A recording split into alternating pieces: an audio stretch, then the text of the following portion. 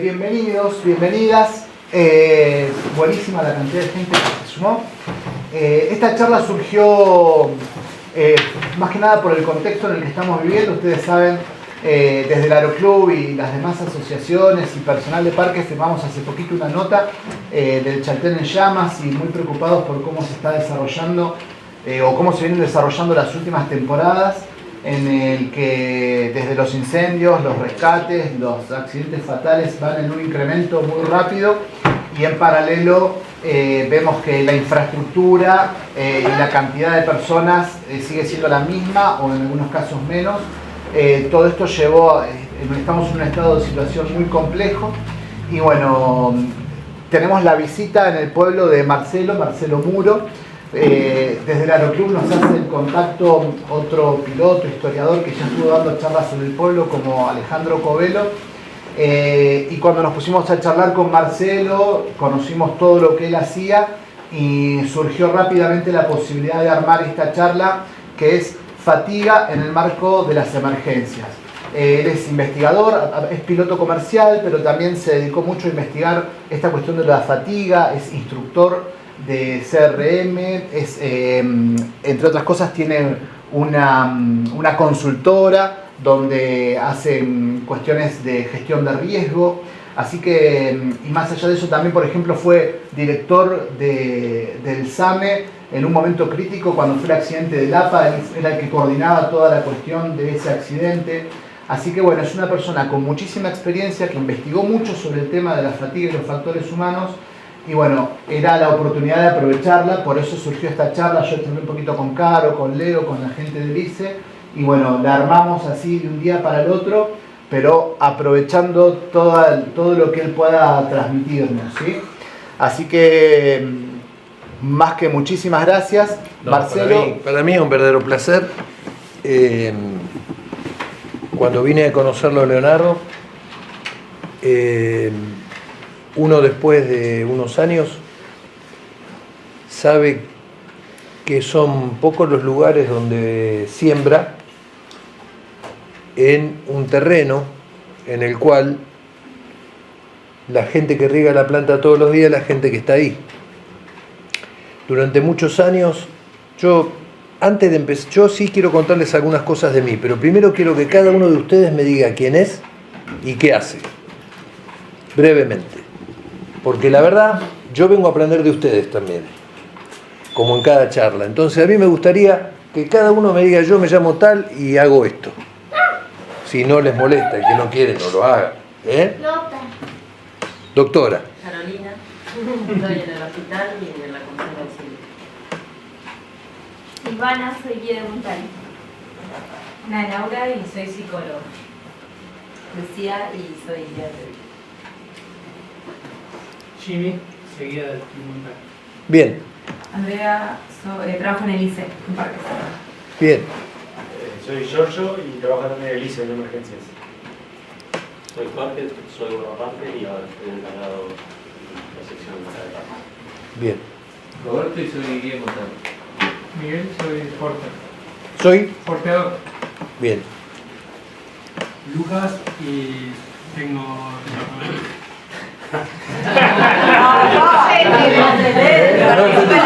Departamento de que participa la comisión de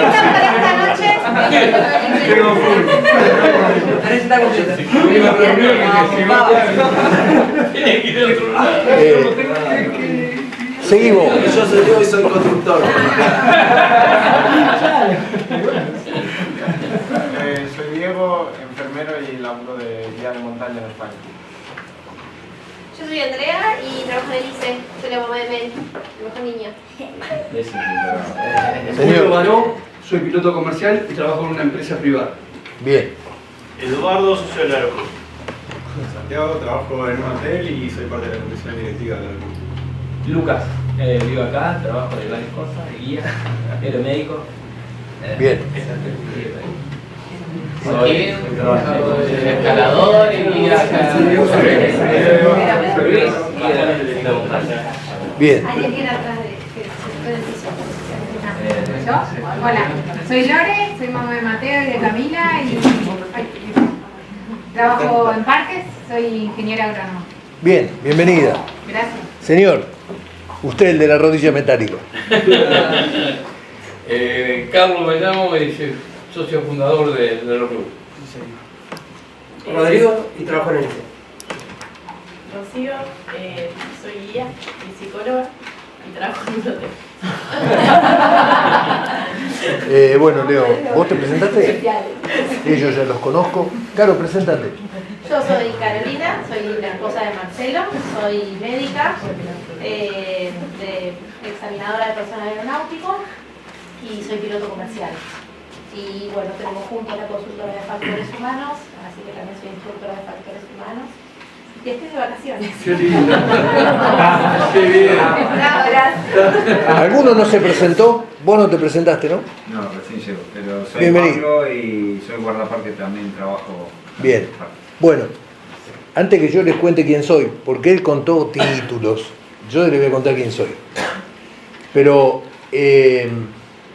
hace 19 años yo vine acá con Carolina y quedé colgado de una mochila en el eléctrico. Y no teníamos radio. Contá qué te preguntaba vos mientras yo trataba de, porque quedé colgado de la mochila, manoteaba para agarrarme yo, no la mochila, ¿no? ¿Colgado de qué? De una rama. Piedra. Para mí eran Fuimos hasta el 200 metros de eléctrico. profundidad, debían ser 8, lo suficiente para hacerme bosta, de todas maneras. Muy asustado, ¿no? Y ella me dice, yo pensaba, este se cae, ¿a quién llamo? ¿Cómo llamo? ¿De qué manera aviso? ¿A quién? ¿No?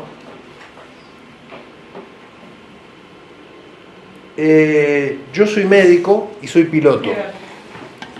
Siempre cuento que mi vida tiene tres cosas a las que me dediqué. Yo quería ser astronauta, mal lugar, Argentina, ¿estamos de acuerdo?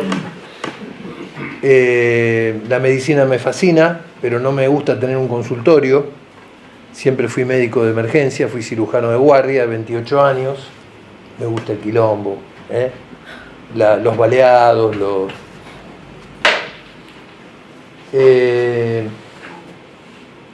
paulatinamente fui volando, aprendiendo a volar cuando tenía un poco de plata y hasta que fui instructor de vuelo, y a los 50 años más o menos tuve el privilegio que me gané, ¿no?, con mi formación, de volar como piloto en aerolíneas argentinas. Un piloto raro, somos 60 en el mundo los pilotos que somos médicos, pilotos de línea aérea y médicos. Y el perfil de un piloto de línea aérea que es médico, si es inquieto, se empieza a interesar por ciertas cosas, ¿no? Si encima viene de la emergencia y viene de un montón de estas cuestiones, más todavía, porque por ahí la gente tiene como una gran idealización de lo que es el vuelo. El vuelo es hermosísimo y es lo más grande que le puede pasar a una persona. No es lo más grande, pero es de las sensaciones más lindas que puede tener, ¿no? Estar en el aire y ser parte del aire. Y dentro de las cosas que trabajé en la Asociación de Pilotos de Líneas Aéreas junto a Alejandro Covelo y otro grupo, fue el desempeño humano. El desempeño humano, y fundamentalmente a qué me dediqué yo, a limitaciones. Porque en la emergencia y en la aviación y en la cirugía, la omnipotencia es casi una carta que se juega todos los días. Nadie sabe cuál es el límite de lo que puede hacer, ¿no? Cuando está en el medio de una operación, cuando está en el medio de un rescate, cuando está en el medio de una cirugía, cuando está en el medio, uno cree que se estira, y la realidad, fríamente, después de estudiar y observar y vivir, como Lapa fue una cosa que salió bien, pero hubo un montón de otras operaciones que nos salieron más o menos y otro montón de operaciones que nos salieron mal, uno reconoce que uno de los desafíos que nosotros tenemos que tener es saber nuestras limitaciones. Tener herramientas para saber hasta dónde me puedo estirar hoy. No hasta dónde me puedo estirar yo. Él decía recién, el perro este está entrenado para rescatar. No sé cómo será ahora el entrenamiento que tiene en este momento. ¿Sí?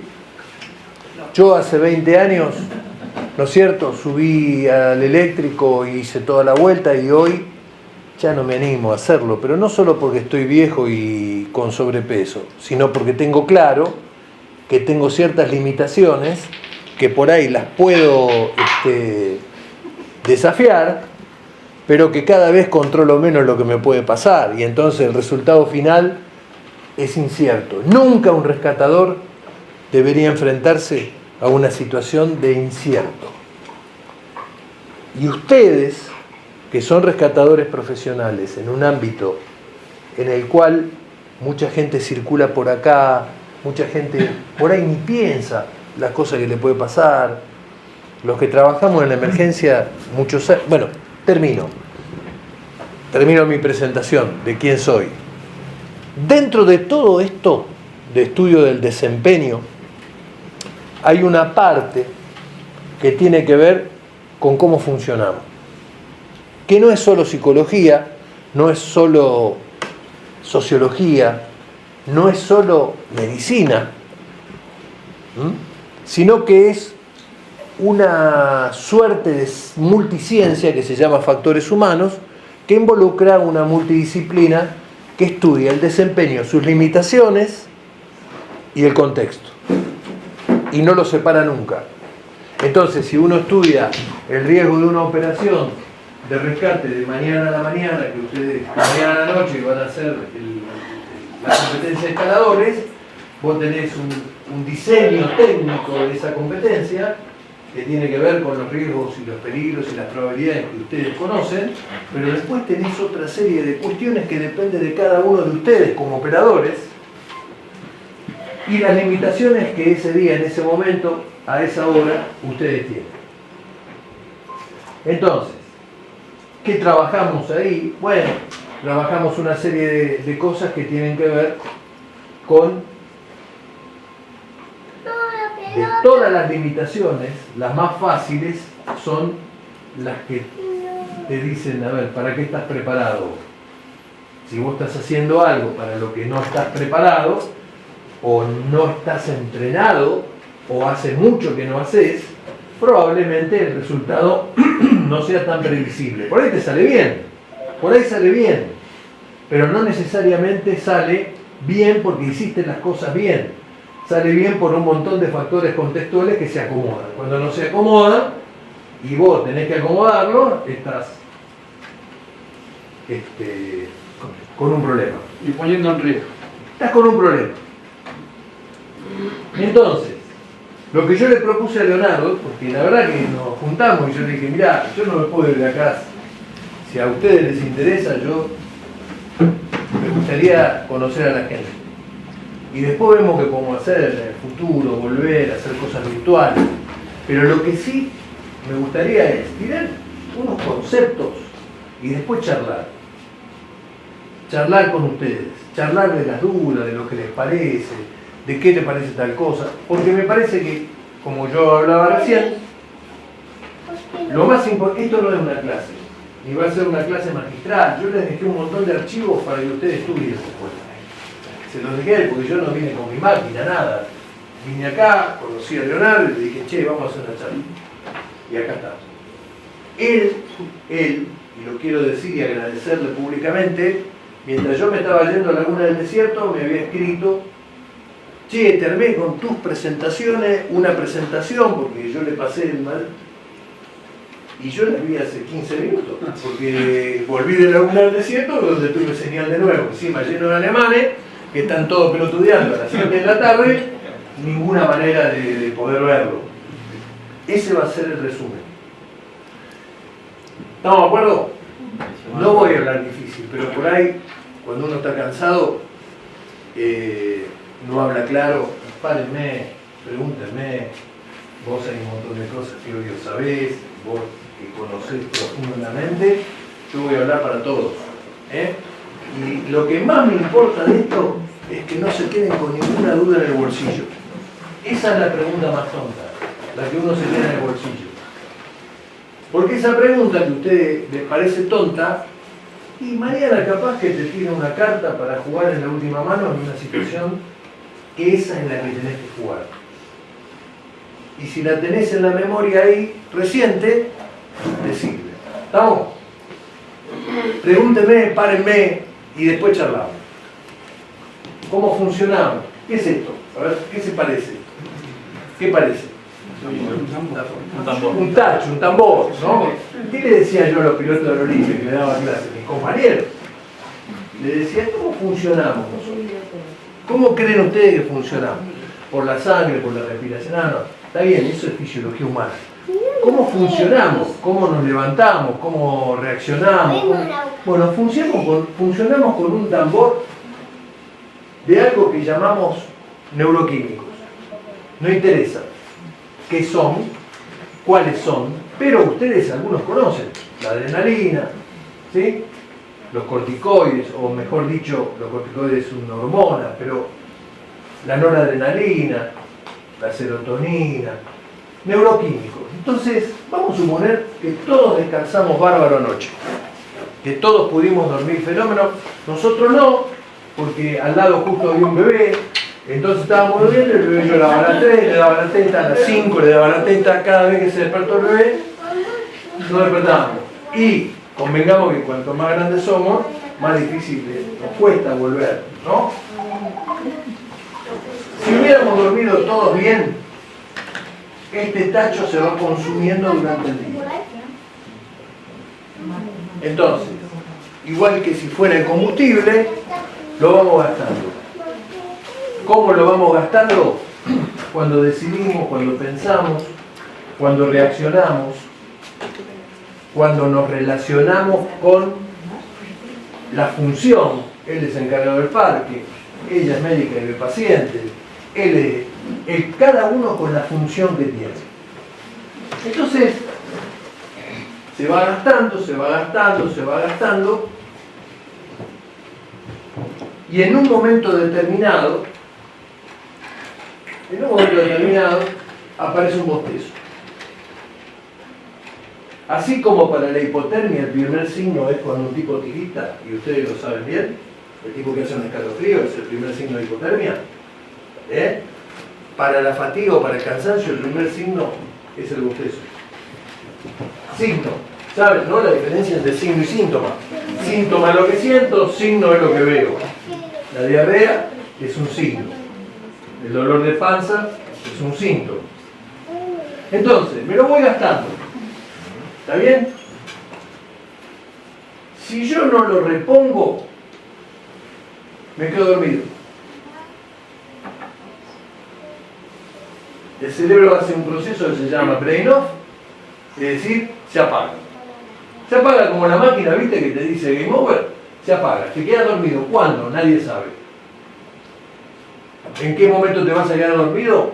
No sabés. Vos sabés que te vas a quedar dormido porque vas en la ruta, ¿viste? Y en cada vez mirás más al medio. Primero mirás las rayas y después, cuando ya te estás cabeceando, abrís el vidrio, abrís la cosa, haces el fresco, prendés la radio, ¿no? Y en un momento empezás a mirar solo las rayas si la ruta tiene raya, o el borde, ¿no? ¿Por qué? Porque vos sabés que si vas por acá, no te vas de la ruta, pero no ves ni 20 metros adelante. Se cruzó un huemul, queremos ver un huemul, no hemos tenido suerte, pero se te cruza un perro, se te cruza otro auto, se te cruza un tipo de frente, no lo vas a ver. Entonces, no lleguemos a ese extremo, a que nos consumimos el tanque, todo el tanque, el tambor. Funcionamos con una cantidad requerida de acuerdo a varios factores. Uno de los factores es cuánto hace que estamos despiertos. Está probado que después de 14 horas empezás a tener que ver qué haces. Chequear, como decimos nosotros en el ámbito de la aviación. Es decir, me levanté a las 4, vamos a suponer que me levanté a las 8. A las 10 de la noche tenés que empezar a ver cómo hacer las cosas. ¿Sí? Esto está recontraprobado. Por eso las jornadas de los trabajos de riesgo no deberían exceder las 6 horas. Generalmente esto no ocurre en ningún trabajo de emergencia. Los médicos de emergencia hemos trabajado 24 por 24 por 24 y después nos vamos a otro trabajo, y las enfermeras lo mismo, y los choferes de ambulancia lo mismo, y los bomberos lo mismo. Entonces, ¿por qué? Por cuestiones gremiales, porque te rinde la guita, por montones de cosas. Pero lo cierto es que vos después de 14 horas empezás a estar en una degradación de todo lo que vos hagas. Tocás la guitarra, hablás con tu familia, o manejás un camión, o tenés que dar una indicación en el parque. ¿Vamos por ahí? Si encima te despertaste con una deuda de sueño, es decir, yo pregunto acá, digo, ¿cuántas horas necesitan para dormir? Uno va a decir 7, 8, 6, 7 y medio. No hay uno, no hay una. ¿Sí? El que me dice 3, le diría, ¿de qué laburá? ¿No? Pero más o menos está entre 6 y 8. A la edad adulta, los chicos puede ser que duerman 14 o puede ser que duerman 7, como Cande, que es mi hija, que duerme 7 y ya está, y no hay manera que se duerma de nuevo. Entonces, cuando vos, ese tipo que duerme 7, empieza a dormir 5, por la causa que fuera, porque entra a laburar a las 6, porque se peleó con la mujer, porque tiene un bebé, porque está preocupado, o porque tiene 4 trabajos, como ustedes en este momento, que todos están saturados con un montón de laburo, al tercer día son peligrosos. Y al cuarto día tienen una altísima probabilidad de, como decimos nosotros, mandarte una macana fuerte. Entonces van a decir, me pasó 1000 veces y nunca me pasó nada. No tiene nada que ver. Eso está estudiado al punto que las líneas aéreas, por ejemplo, cuando te hacen volar mucho de noche, 4x5. ¿Está? 4 días y el quinto y sexto dormís. Después 5 días y el quinto y sexto dormís. Y cuando vos acumulaste una suerte de cantidad de horas, son 4 días de descanso. ¿Por qué? Porque vos podés estar muy cansado. Tuviste una jornada de mucho trabajo, como seguro algunos de ustedes están ahora. Vas, descansás, te relajás, te tomas una cerveza, te vas a dormir, descansás bien, al otro día el tambor de nuevo se llenó. ¿Estamos? Puede ser que esa jornada te haya generado más cansancio que lo habitual, porque es un caso difícil, porque es un rescate difícil, porque rescataron los tipos que se cayeron al Chaltén, entonces están los medios y se pone pesada la cuestión, porque viste, empiezan con preguntas que vos estás lejos de querer contestar y de tener una respuesta. Bien, el tacho entonces ya no se llena, porque la jornada fue de 18 horas y dormiste 5. ¿Ok? Eso se llama cansancio extremo. Todavía no es fatiga. En los libros vos lees y todo es fatiga. Pero no es fatiga. Ahora vamos a ver qué es fatiga. Después viene que esta situación de que el tacho nunca se recupera son 3-4 días seguidos, 5, 6, una semana. Eso se llama fatiga aguda.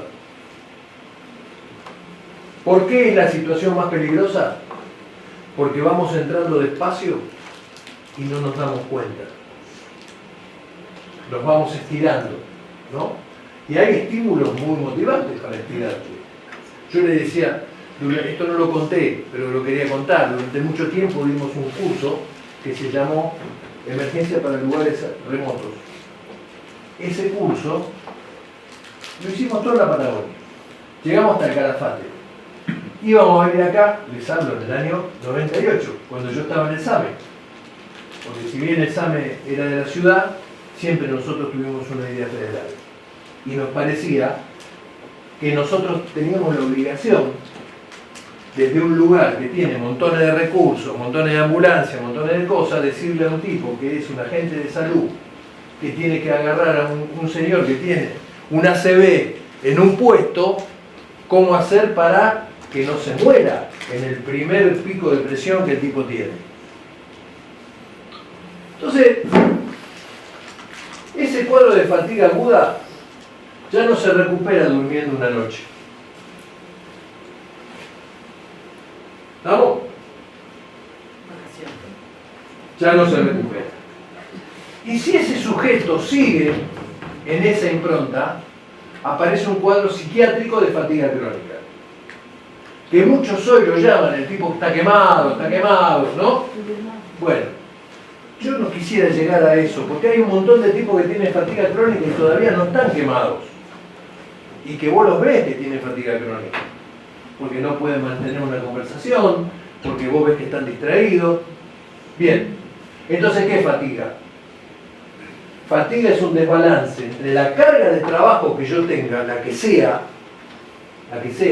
la que me chupa los neuroquímicos, pelearme con mi mujer, me chupan los neuroquímicos saltar a rescatar a un tipo, me chupan los neuroquímicos leer la noticia en el diario de que no hacemos nada por la comunidad, me chupan los neuroquímicos estar al lado de un paciente que se me muere, todo eso me lo chupa, sea lo que sea. El bancario que se pelea con el tipo que va, ¿viste? Y le dice, vos me da billete de 500, no sirve un carajo, y el tipo, bien. Y el descanso, y pregunto, ¿qué es el descanso? Les pregunto, ¿qué es el descanso? Es sencillo. Dormir, muy bien, pero no. El descanso no es solo dormir, desconectar. El descanso es dormir. En la revolución industrial, en la primera, viste que está en ese libro, en la primera revolución industrial había 3 8. 8 de trabajo, 8 de sueño y 8 de ocio. Ocio es cualquier cosa que yo haga que no sea ni dormir ni trabajar. Y en temporada alta, o cuando nosotros tenemos que agarrar guita porque tenemos un objetivo, ¿qué hacemos? 3 guardias por semana. Cuando no hay gente que venga, ¿qué hacemos? ¿Qué hacemos? Cubrimos. Entonces, acuérdense esto. Toda esta introducción es para explicarles cómo funcionamos. Porque nosotros funcionamos con estos neuroquímicos. ¿Para qué? ¿Qué es lo primero que nos pasa en una situación de emergencias? ¿Qué es lo primero que pasa? No, está bien eso, pero vamos a ordenarnos. Yo para resolver esa situación de emergencia, me llaman, ¿no? Me llaman, suena un teléfono, me llaman o me avisan o me mandan por la radio. ¿Está bien? Bien. Percibo.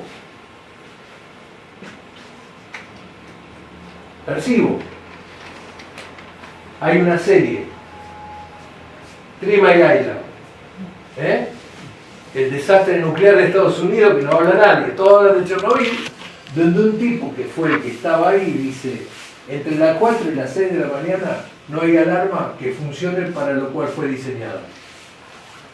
Porque estás en el pico de profundidad del sueño. Entonces, ¿esto qué distorsiona? Primero que todo, la percepción. La percepción. Ustedes dentro de un rato, cuando estén más cansados y yo haga esto, van a escuchar menos que lo que yo hice recién. Es así. Después, ¿qué pasa con lo que percibo?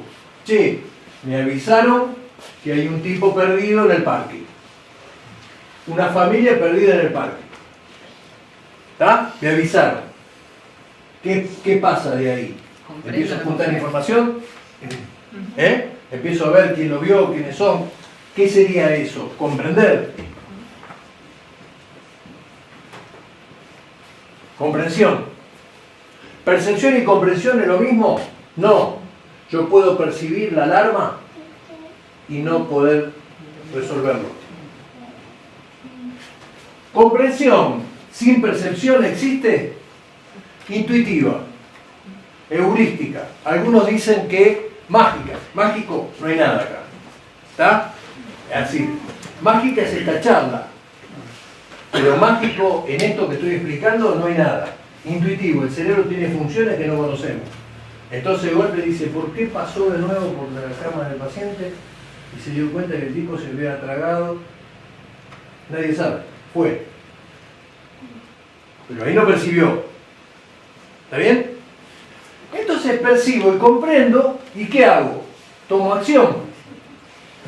Decido.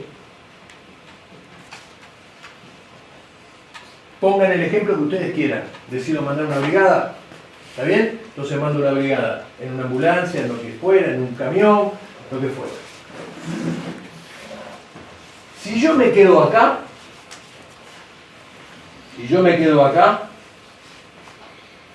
no sé qué pasó.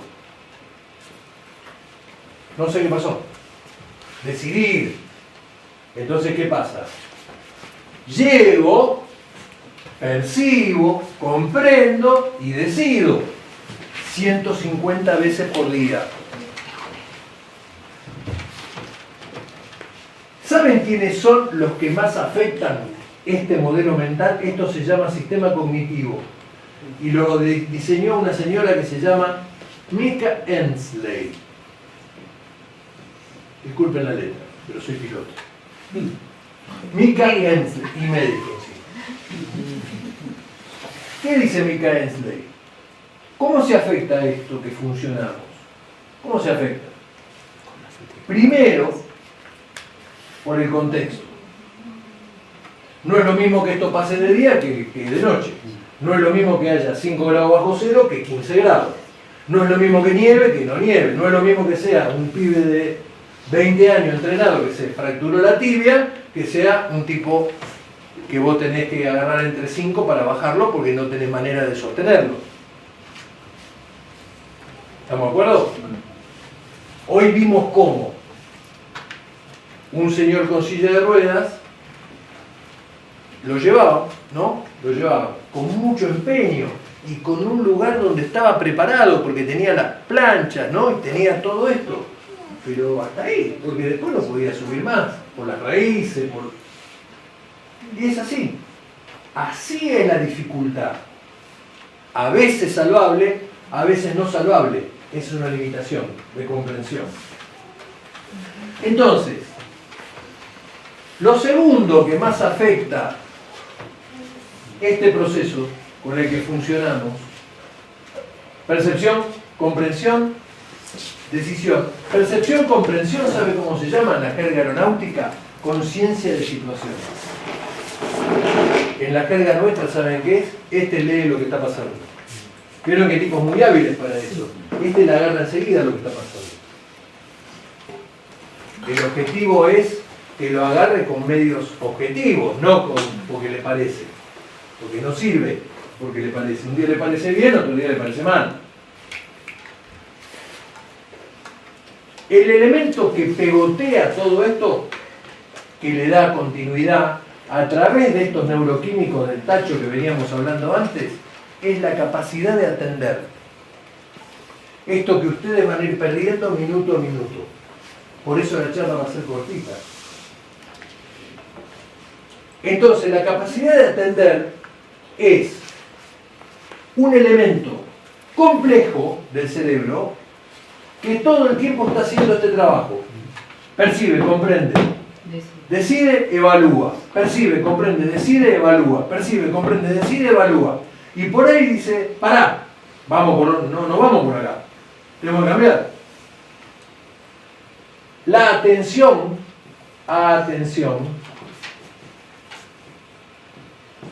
se ve afectada fundamentalmente por tres cosas. La fatiga o el cansancio, fatiga en sentido amplio, ¿sí? Cansancio si quieren. El estrés, alguien habló antes de estrés, y el efecto sorpresa. Y el efecto sorpresa, ¿saben qué es? Que yo tengo mi camioneta acá y se la llevó el río. Y no me esperaba eso. O voy a vengo con el herido a la camioneta para llevarlo al hospital a donde está ella y no me arranca, porque la batería no me dio y no me arrancó y me olvidé las luces prendidas. Me dispara el consumo de neuroquímicos. Entonces ahora yo les pregunto a ustedes, ¿qué es una emergencia? ¿Cuántas de estas cosas tienen las emergencias que ustedes se ven involucrados? ¿Cómo te va? Bienvenido. Dale, están ahí, callados. Constante, todo el tiempo. Temporada Todo el tiempo. constante, claro. En Todo el tiempo. ¿Todo el tiempo qué? Todo el tiempo percibir, comprender, tomar decisiones. Bien. Lo último que dijiste de estos imprevistos que te vacían el tacho.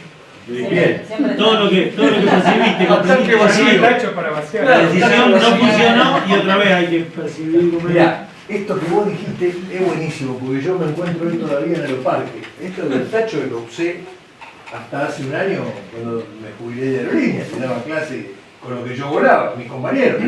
Y todavía hoy me encuentro, viste, por ahí cuando voy a Aeroparque porque vuelo o algo, y che, ¿y cómo anda el tacho?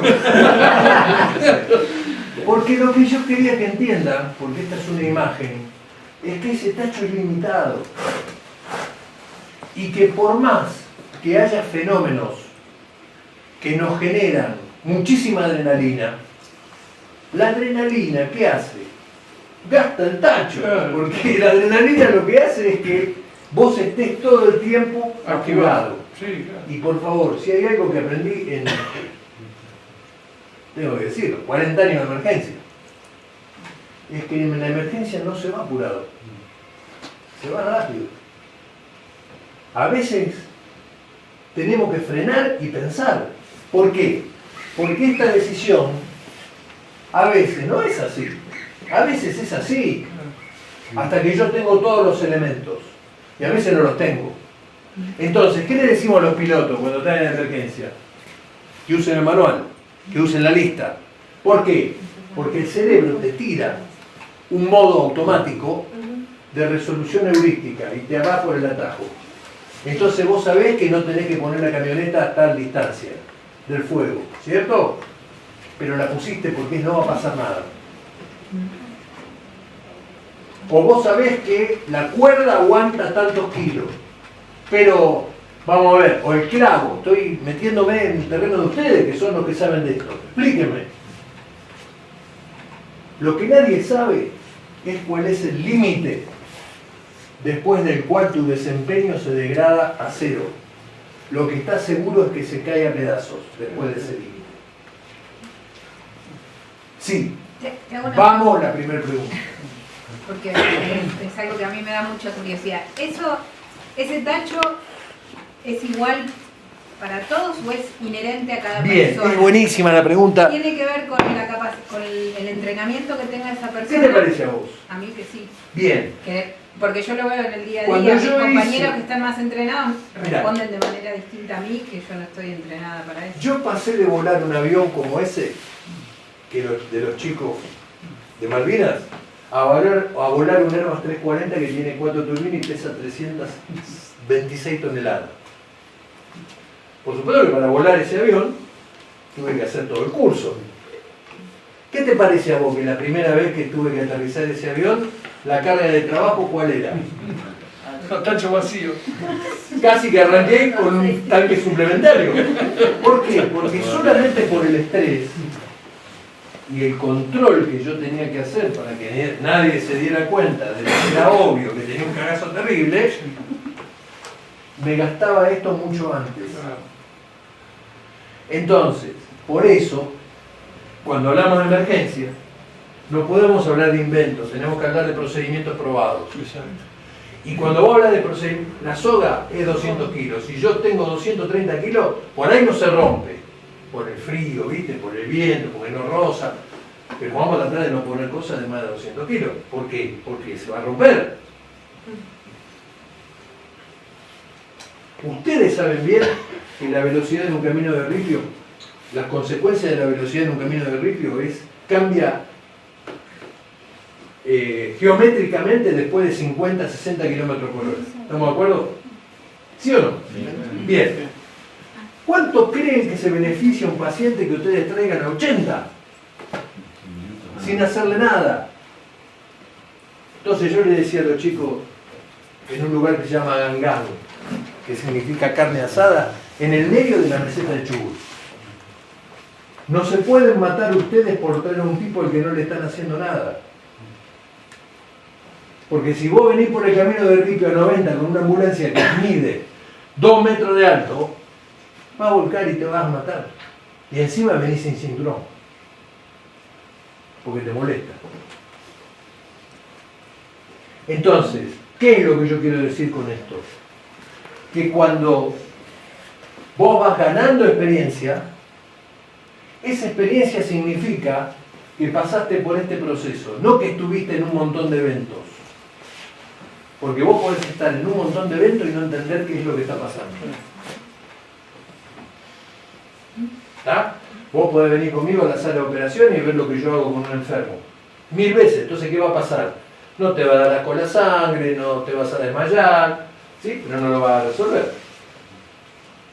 Entonces, el que dice que el que se entrena o no se entrena es lo mismo, negativo. ¿Está? El que se entrena, se entrena. Ahora, ojo, la gilada. ¿No? La gilada es, no, yo tengo este curso. Bueno, bárbaro. ¿Cuántos tipos rescataste? Nunca ninguno. ¿Cuántas brigadas tuviste? Nunca ninguna. Es un extremo. El contrario es el idóneo. El tipo que sabe hacerlo, pero en muchas cosas no sabe la envolvente de seguridad que tiene. Y la envolvente de seguridad siempre es el peligro y la probabilidad de que ese peligro se transforme, ¿no es cierto?, en un evento adverso. Entonces, para terminar esta parte, ¿no?, y contestando tu pregunta, que vos seas un tipo que tenés más experiencia, más entrenamiento que otro, no te convierte en un ilimitado. No te convierte en un tipo que el cacho te va a durar 7 días. Te va a servir más. ¿Alguno de acá bucea? ¿O buceó alguna vez? Bueno, a vos te habrá pasado, como me pasó a mí. Yo hice el curso de buzo de rescate, porque era bombero, entonces quería hacer todas, no las especialidades. Me quería tirar de un tanque que tenía 40 metros, me congelaba y me boludeaban de abajo. Decime el DNI, decime 13 más 2, y yo decía, ¿qué decime? Decime cómo vamos a bajar acá, le decía yo. La primera vez no me pude bajar, me tuvieron que ayudar, hasta que me bajé. Pero la primera vez que buceé, el tanque me duró 10 minutos. Un tanque que me tenía que durar 30. ¿Ah? Entonces, ¿qué quiero contar esto? Que después me duró 15, y después me duró 18, y después me duró 30. Pero no dura 50, dura 30. ¿Entienden?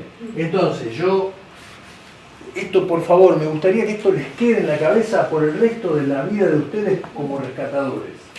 No sirve un rescatador muerto, no es un héroe. No es ese el objetivo de un rescate.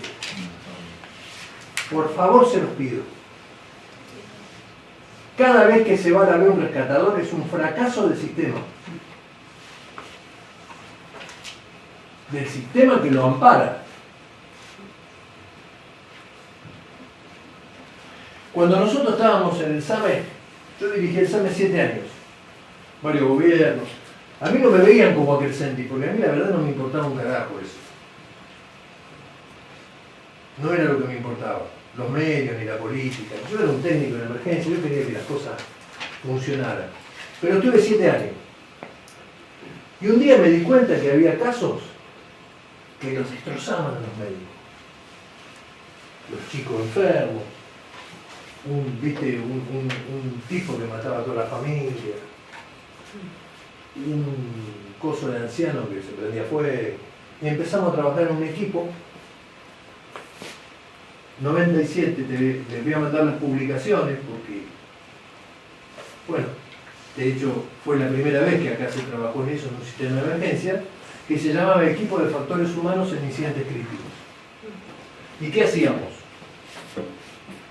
Cuando volvían del evento, ¿sí?, nos íbamos ahí. ¿Quiénes? psiquiatras, todos, no. Había psicólogos, compañeros, pares de ellos, que ofrecían su tiempo para esta tarea de contención, y algunos de los responsables. Porque, a ver, si nos ponemos de acuerdo, que nosotros no es que no tenemos responsables por encima nuestro. Hay tipos que son responsables, y son responsables de muchas de nuestras limitaciones operativas, en todos lados. ¿Sí? En el hospital, en el vuelo, en el trabajo de los maestros, etc. Y no tiene, lo que estoy diciendo, y por favor, sépanme entender, no tiene ningún color político lo que estoy diciendo. Estoy hablando del color operativo.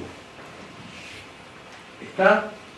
Estoy hablando de que el responsable de una operación de rescate no puede no saber que tu cuerda tiene 30 años de vigencia y a los 10 años la tenés que cambiar. Y si sabe eso y no te la cambia, y vos la pediste 300 veces, y está en problema, ¿viste? Está en problema. Si a mí me cambian la rueda de los aviones y me las mandan a otro país, y yo estoy volando con ruedas lisas, y está en problema. Si yo tengo un chofer de ambulancia o una enfermera, vos sos enfermera, que hace 6 horas porque es insalubre, y después hace 6 horas porque reemplaza a la enfermera del turno, y después se va a laburar 12 horas a otro lado, y viene mañana a las 6, y alguien es responsable de eso. No estoy hablando de culpable, estoy hablando de responsable. No hablamos de justicia acá, estamos hablando de la operación. ¿Sí? Entonces, ¿qué pasa con la emergencia? Para terminar con esto.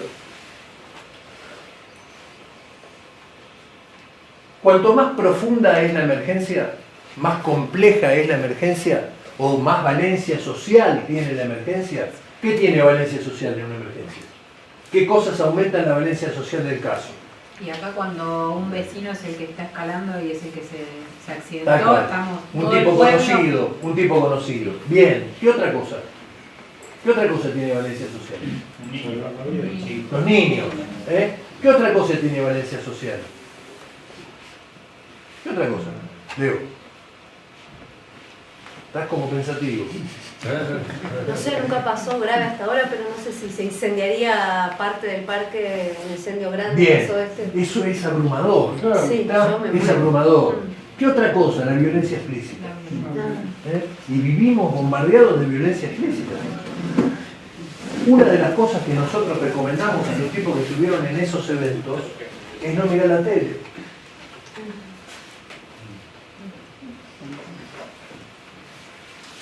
Primero un buen debriefing. Buen debriefing. Después seguirlo al tipo. ¿Se acuerdan? Les contaba ese equipo que hacía eso. ¿Y qué evitaba con eso? Trataba de disminuir la posibilidad de que se desarrollara un estrés postraumático. Que a la vez disminuye el desempeño. ¿Por qué? Porque el tipo se come medio tacho solo con el estrés postraumático. Todos los días que no puede dormir. Es como el tipo que tiene miedo a dar un examen. Entonces tiene miedo hasta el examen. Y te dice, ¿dormiste bien? No dormí bien. ¿Por qué? Porque me levanto pensando que me van a bochar. Bueno, la mitad del tacho está acá. Se la está comiendo eso.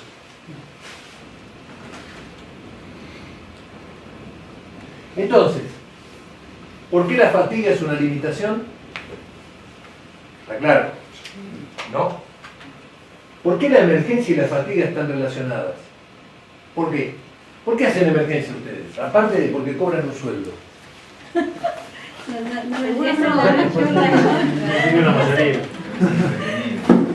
les gusta, por vocación, por interés. ¿Qué es la vocación? Y es algo que nos gusta hacer, Bien. que nos motiva. Te genera placer. Sí, claro. Bien, te sube el tacho. Si lo que yo hago me genera satisfacción, porque el placer por ahí va por otro lado, ¿no? Doctora? Pero si te genera satisfacción, ¿sí? Te sube el tacho, te sube lo neuroquímico. ¿Y cuántos tipos de emergencias ustedes ven que están desmotivados? Yo tenía compañeros que lo único que querían hacer la huelga era dormir. Y era la necesidad que me tenía que dormir al tipo que yo operaba. Y vos lo ibas a levantar y decís, che, venía, no, déjalo romper la pelota, vas a operar a las 3 de la mañana y tira un tiro, ¿qué querés que haga? Déjalo para las 8, que venga de la... Así. A ver, cuento crudo. ¿Sí? Entonces, ese tipo, aparte puede decir, bueno, que churro. No, está quemado. Está desmotivado. El tacho está haciendo lo que no quiere. El tacho tiene un agujero así que no hay manera de llenarlo. Cuando no haces lo que vos querés. Y guarda que esto es difícil, porque no todos podemos hacer lo que queremos todo el tiempo, y entonces uno tiene que negociar y tiene que ver y encontrar la forma de resolverlo.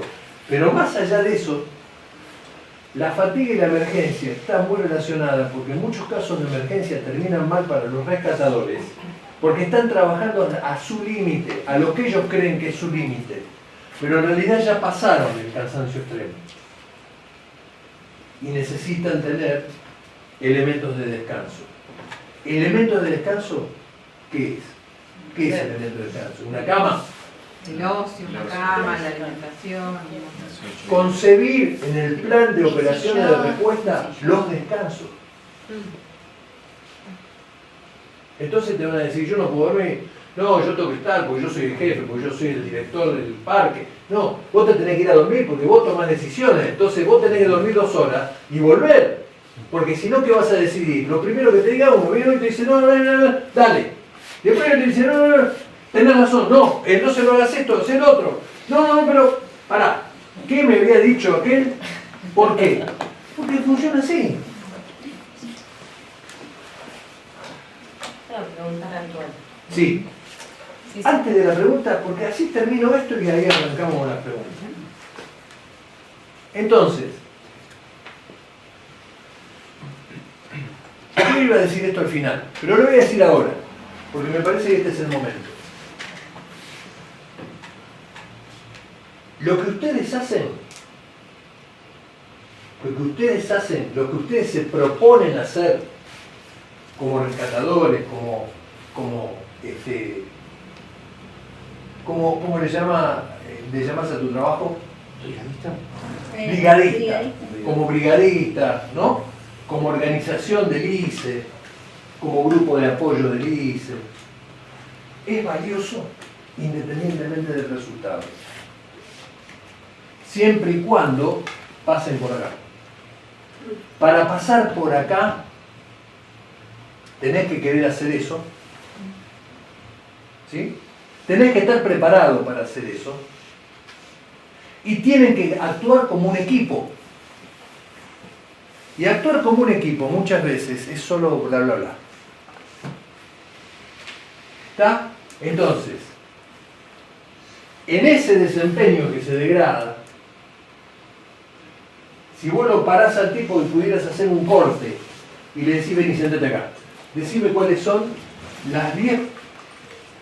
los 7 tipos de materiales combustibles. El eco te dice, porque el problema no es técnico. ¿Cuál es el problema? El problema es no técnico. El problema es cómo se comunica. El problema es qué habilidad tiene para darse cuenta de lo que está pasando. El problema es cómo hace para juntarse con el otro para poder tirar del tipo de 230 kilos sin que se rompa la cuerda. Tengo una cuerda de 200, tengo un tipo de 230, a ver, ¿qué solución podemos encontrar? El problema es vincular. Sí, en una época yo trabajé armando escenarios de emergencia para una competencia de sistema de emergencia de rescatistas en el oeste de Checoslovaquia. 10 años, era el jefe de los jurados. ¿Por qué les cuento esto? Para que ustedes... No, búsquenlo, Rally Refis, me van a ver ahí. ¿Pero por qué? Porque éramos todos tipos que pensábamos de esta manera. A ninguno se le planteaba en el escenario las cuestiones teóricas, le planteábamos problemas a resolver. Ejemplo, el paciente era un ciego que tenía un palo, estaba tirado en el piso y tenía un perro. Y vos te acercabas, con el médico venía con la ambulancia, y el perro estaba entrenado, el ciego era el dueño del perro, le decía, no sé qué le decía, no sé, y el perro... Entonces, ¿qué era lo que había que hacer? Llamar a alguien que saque el perro. Todos los intentos que vos hicieras que no fuera eso, perdías el caso. Otro era tipo que venía con un parapente y se quedaba colgado de un árbol, ¿no? Y tenía una hemorragia en la pierna. Todo con actores, ahí puestos, ¿no? Entonces, el tipo llegaba con la ambulancia y le hablaba, ¿no? Y entonces algunos le decían, tratá de apoyarte la mano donde te sangre. El tipo lo miraba y le decía, ¿qué tenía que hacer? Poner la ambulancia, subirse en el techo y apretar con la mano. Tan sencillo como eso.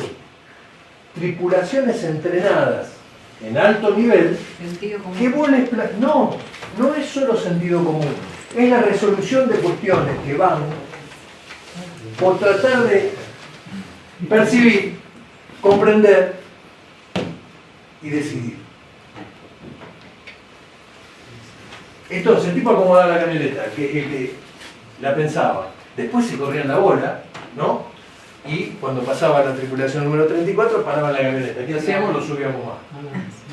¿Entendés? Entonces, ¿sabes qué? Te pasaste la bola, pero ahora no te sirve la trampa. Pero esto, y yo les cuento, chicos, es lo de ustedes de todos los días, y es muy valioso. Y no depende del resultado. Miren, para cerrar, y empiezan las preguntas. Yo no soy laudatorio, no soy un coach, no soy nada de eso. Si ustedes me conocieran y me van a conocer, pues haremos más cosas. Justo soy muy crítico. Y si te tengo que decir, mira, la verdad que lo que pasó con vos, vamos a analizarlo, vamos a tratar de entenderlo, pero date cuenta, date cuenta de lo que pasó. Porque si vos seguís diciendo, es lo mejor que pude hacer, no es lo mejor que pudiste hacer. Pero no es que no es lo mejor que pudiste hacer porque sos mala persona, porque... No es lo mejor que pudiste hacer porque por ahí no pudiste hacer un análisis adecuado y vamos a ver cómo podemos hacerlo, qué decisiones tomaste, qué comportamientos tuviste. ¿Está? El tipo que hace emergencias, si está fatigado, es una mala asociación. Pésima asociación. ¿Saben para quién? ¿Para quién? Para él primero. Y por supuesto entonces para el paciente. Preguntas. Vamos. Dijiste que los pesos es el primer signo que tiene el cansancio y los signos y los síntomas de los demás son claves o... Sí, ahí vamos. A ver, decímelo de nuevo. ¿Cuáles serían los signos? Bien, perfecto. Ahora lo vamos a ver en el repaso, pero la diferencia que vos tenés entre un tipo que está cansado y un tipo que tiene cansancio extremo, el tipo que está cansado no da más y reconoce no da más. ¿Está? El tipo que tiene cansancio extremo ni siquiera se da cuenta que no da más. Funciona en automático. Está, pero no tiene ninguna posibilidad de entender qué es lo que está pasando. Y por eso se queda dormido. El signo más grande de la fatiga importante es que te quedes dormido. ¿No? No sé si contesta tu pregunta. Sí. Por supuesto en el medio está todo lo que vos sentís cuando estás cansada. ¿Y la fatiga? La fatiga funciona así. Lo voy a actuar. Porque una vez me llamó un piloto compañero de aerolíneas, que lo conoce el negro, para que vea al hermano, que volaba en Estados Unidos. Pero la fatiga crónica esta que requiere tratamiento psiquiátrico, aparte muchas veces lleva a enfermedades crónicas, entre ellas el cáncer. La teoría es inmunológica y tiene que ver con que vos cuando estás fatigado tenés alto nivel de corticoides y el corticoide disminuye las defensas, por lo tanto te enfermas de cualquier cosa, ¿sí? Entre ellas de cáncer. Pero aparte, porque tenés nivel elevado de corticoides, tenés problemas cardíacos, diabetes, etcétera, etcétera. El hermano viene a Buenos Aires por otra cosa y hacemos una entrevista. Estábamos sentados en una mesa como esta, te va a ver, qué sé yo, el doctor es especialista en fatiga. ¿Qué tal, che? ¿Cómo andás, viejo? ¿Bien? Bien. ¿Y qué te anda pasando? ¿Qué sé yo? Un poco de todo. Bueno, pero ¿qué sentís? Me levanto con dolor de cabeza, no tengo ganas de nada. Arrancaba como un depresivo, ¿no? Un tipo deprimido. ¿Y cómo es tu vida? Yo vuelo en una carguera, vivo en Miami, pero la carguera sale de Los Ángeles, entonces cada vez que salimos tengo que hacer 4 horas de transfer, entonces salgo 4 horas antes y despegamos a las 2 de la mañana, salgo a las 6 de la tarde, despegamos a las 2 de la mañana para Singapur, 10 horas de diferencia. Bueno, terminó de hablar. Lo que hubiera sido una charla como esta, de 1 minuto y medio, duró 1 hora, porque a cada pregunta se tomaba 1 minuto y medio para empezar a responder. Y me respondía cosas incoherentes. Y yo no le había preguntado. ¿Qué sé yo, por ejemplo? ¿Y cuántas horas volás? Bueno, mi cuarta mujer, y entonces arrancaba con que tenía un problema, viste, con la mujer, y sí, tipo, hacía 25 días que no dormía en su cama. Dormía 25 días en el avión y en hoteles, y una semana, o 4 o 5 días, en su casa. Entonces, los síntomas de la fatiga crónica es una persona despersonalizada, sin identidad. Y no se trata durmiendo, chicos, ni se trata con vacaciones ya. Por supuesto que lo tenés que apartar de su trabajo por una cuestión absolutamente de riesgo para él, pero se resuelve con psicoterapia, con terapia. Distinto al tipo que tiene una fatiga aguda producto de un evento grave, que a veces si vos lo separás del trabajo, lo metés en un cuadro depresivo más grave. Entonces, ¿qué tenés que hacer? Asistirlo, acompañarlo, y a veces darle 3 o 4 días, ¿cierto? El descanso que decías vos, 1 semana, pero no andate 1 semana, porque muchas veces esos casos después se relacionan con adicciones, pero no con adicciones, más que adicciones, con intoxicaciones. No es que el tipo es un alcoholista, el tipo no encuentra escape, ¿qué hace? Se toma 1 litro de whisky, o de gin, o de lo que fuera, porque es la única manera que puede dormir, o es la única manera que se siente un poco relajado. Entonces, ¿contesté tu pregunta? Bien, abro a las preguntas. También por ahí lo de los olvidos sería como un signo, vos decís, como para identificar claro, a un compañero, digamos, como sí, cómo vos te das cuenta que otra persona está en esa situación.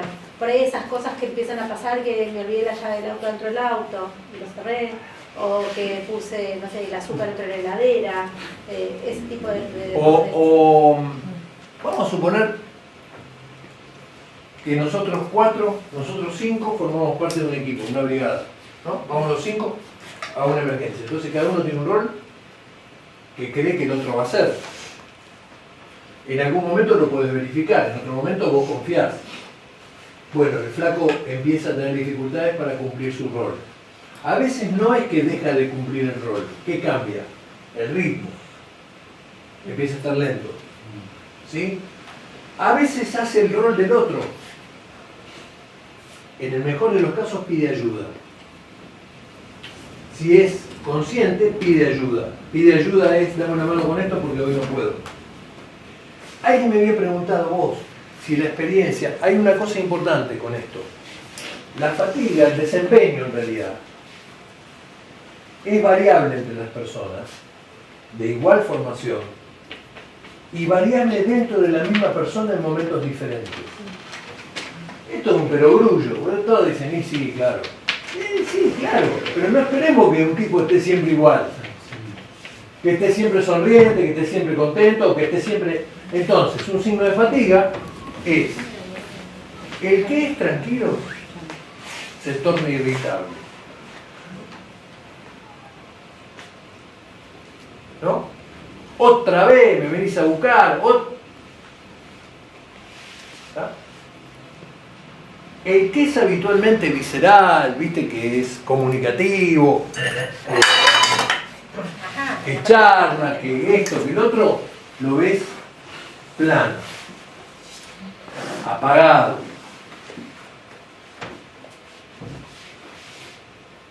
Entonces, depende de si estos son instantes o si esto es un continuo, es el grado de profundidad del cansancio que el tipo tiene. Cuando hagamos la síntesis después de las preguntas de ustedes, yo les voy a tirar 3-4 herramientas de las que usamos con los pilotos, con las que usamos con los médicos o con los tipos que manejan los trenes, para tratar de prevenir algo de esto. Pero yo quiero que, me gustaría que ustedes se queden con esto, de que esto es una carta para ustedes, para cada uno de ustedes, para ayudarse a ustedes y ayudar al que está al lado en la operación de rescate que van a hacer, en el rol que tengas. Y no que esto es, viste, vamos, yo escucho a veces, ¿no? Yo no quiero tampoco extender más, pero uno después de escuchar tanta gansada y teorizaciones, ¿no? Y vos decís, sí, porque, no, pará, eso no es ahí, no es eso, está pasando esto. No es que los pibes no saben que no se puede hacer esto, es que no lo pueden hacer porque están destruidos, porque no están cansados, hace 4 días que no duermen y no son capaces de abrir una manija del agua. Y esto no como víctima. El que hace emergencia no tiene que ser víctima. No tenemos que ponernos en el lugar de pobre nosotros. No. Es dignísimo trabajar haciendo emergencias, pero no tenemos que terminar muertos. Sí, preguntas. Un comentario. Sí. Nosotros estamos en un problema como... ¿Se enojan si me comunidad. siento? No. Estoy cansado. Podemos asociar lo que vos decís en una persona a la comunidad toda, porque nosotros estamos en la en la instancia entre el cansancio extremo y la fatiga aguda, porque tenemos un sistema que no tiene reemplazo. Sí. Los médicos que tenemos no tienen reemplazo, los brigadistas que tenemos no tienen reemplazo, y la comisión de auxilio, que encima son voluntarios, también están Como saturados. una fatiga colectiva. Entonces, el sistema está complicado, porque nosotros podemos comprender, y vos nos diste herramientas buenísimas, para darnos cuenta cuando el que está al lado nuestro está sufriendo y está pasando a la fatiga aguda, a la crónica, a la que fuere. Pero eso no tiene reemplazo hoy. Sí. Es interesantísimo lo que preguntás. Lo que suele suceder, sobre todo en lo que son grupos cerrados o limitados, ¿no? Es que todos se van adaptando a la situación. Entonces todos se van estirando, ¿cierto? Y ahí es donde uno tiene que... a veces, viste, vos ves notas de reclamo, ¿no? Y vos decís, no es este el reclamo es este. No me des más ambulancias, dame 4 tipos más que puedan manejarlas. No pongamos más, ¿entienden? Lo que quiero decir es, por ahí, y indudablemente voy a hablar de los decisores, porque cuando vos me preguntas esto, me estás hablando de los tipos que diseñan el sistema y los que lo mantienen.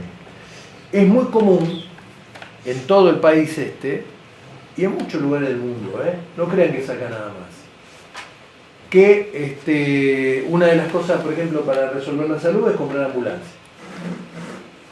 Entonces, si compramos ambulancia, Ampliar el hospital. claro, ampliar el hospital, ponemos 4 camas de terapia intensiva, ¿y quién va a atender? ¿No? ¿Y quién va a atender? No, porque llevamos médico, ponele que tenés, ¿y enfermera? ¿Y caballero? Casas. Casas. Otro de los factores de acá. Un problema que tenemos es una crisis habitacional, no tenemos Sí, ni casa ni para claro. el policía ni Bueno, para el médico. pero esto que vos estás diciendo, esa cuestión, esa situación crítica, lo primero que yo quisiera Es el agujero del tacho. no crean que ustedes, claro, pero eso no crean que pasa acá solo, ¿eh? Eso, yo les aseguro que en lugares de muchísimo más recursos instalados y que le garpan ese recurso, vos tenés un 40% de suplentes. ¿Por qué tenés 40% de suplentes en una guardia en la Ciudad de Buenos Aires? Porque el sistema explotó. Porque los tipos no quieren estar más en el lugar del laburo. Entonces enferman. Y están los suplentes, que no es lo mismo que el tipo que hace 20 años que está en ese lugar. Entonces, no le estoy escabullendo a la pregunta. Quiero decir que esos informes que muchas veces se hacen con respecto a las cantidades de recursos,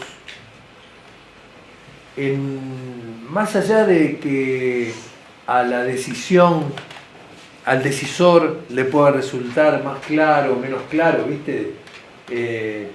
Por la claridad de los números o la justificación de los números, muchas veces no involucran estas cuestiones que hacen a que el sujeto que trabaja en un contexto determinado no sea demolido por el mismo contexto. No sea demolido por el mismo contexto. ¿Sí? Entonces, yo no estoy acá charlando con ustedes, chicos, en vez de estar comiéndome un bife en coso, porque me interesa esto de mi vida y de transmitirle a ustedes lo que a mí me interesa, que es que nadie se puede hacer el gil con esto. Entonces, cuando yo digo nadie se puede hacer el gil, es dentro de esta comunidad, como cuando nosotros íbamos a Gangán y los tipos a Gangán o a Paso del Indio, entonces te decían, llamamos allá y nos boludean, nos mandan una ambulancia a los 4 días. Entonces lo primero que uno tiene que tratar de hacer es que se organicen localmente. ¿Está bien? Y en esa organización local a veces hay que ser creativo. Y estas no son palabras, ¿eh? Creativo. Creativo significa que por ahí hacer el análisis de los requerimientos que ustedes identifican como más críticos y ponerle todo, inyectarle ahí, y por ahí hay otras cosas que uno lamentablemente va a tener que sacarle pedal y dejarlo un poco más allá. ¿Por qué?